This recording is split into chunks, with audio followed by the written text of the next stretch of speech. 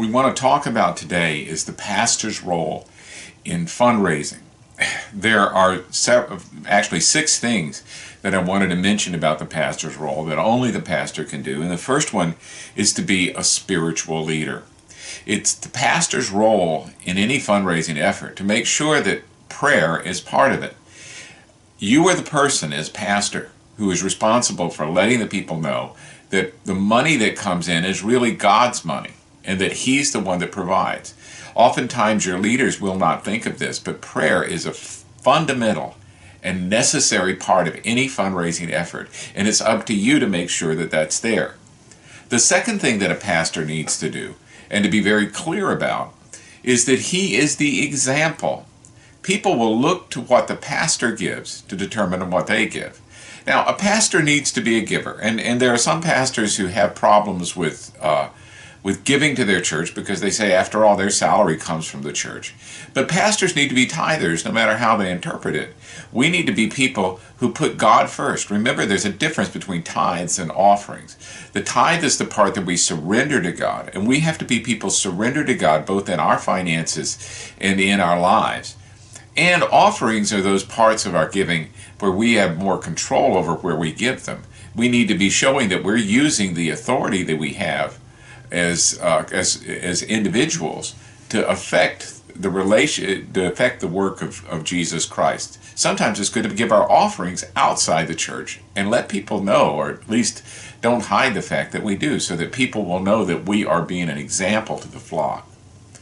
The third aspect of a pastor's work in fundraising that is essential is that he has to be a non-anxious presence. Oftentimes, especially with money short in the church, people tend to panic. They start to say, well, how can we survive? It's very important that the pastor be a non-anxious presence at those times, to be calm and to model trust in front of your congregation. Let people know that you have trust, that God will provide for all of your needs.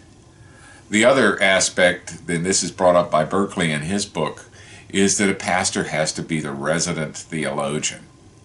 People look to you for what the Bible says. That's why it's important that in any fundraising effort that the pastor preach on giving, and that he preach on giving in a biblical fashion so that people will understand what the Bible does teach about money. Nobody else can do that but you. And when people are looking for guidance on how to set up a fundraising effort, they're going to look for the pastor to give that guidance. So you have to be ready to be able to give that guidance at all times. Another aspect is that they expect you to be a resident financial expert. Now, by that, I don't mean that you need to know everything about giving or about money or finances. In fact, as a pastor, you probably don't.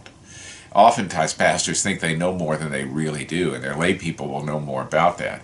But when I talk about financial aspects, it is the pastor's job to learn in classes like this and from books as you've been reading, to learn about the way that church finances work, because you are the teacher of the church.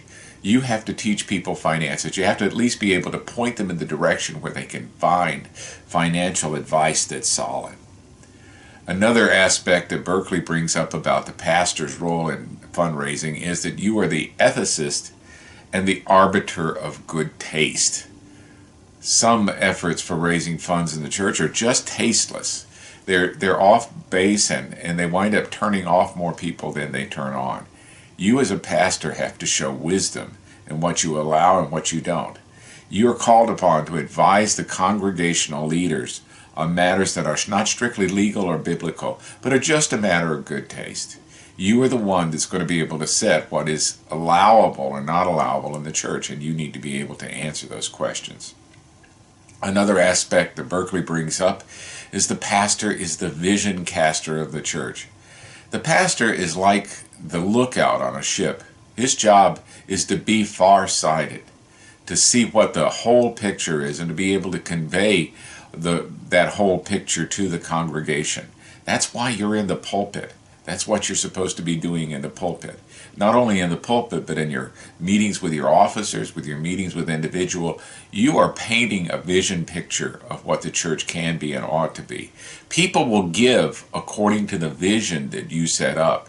If you do not cast that vision, then people will go and look for places where they do cast the vision for the church.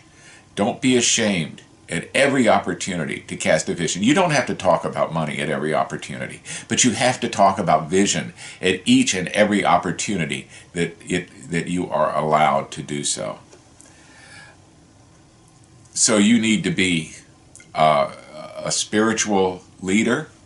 You need to be an example. You need to be a non-anxious presence. You need to be a vision caster. And you need to be a financial expert and resident theologian. All of these things nobody can do but you. You as pastor are responsible for doing all of these things.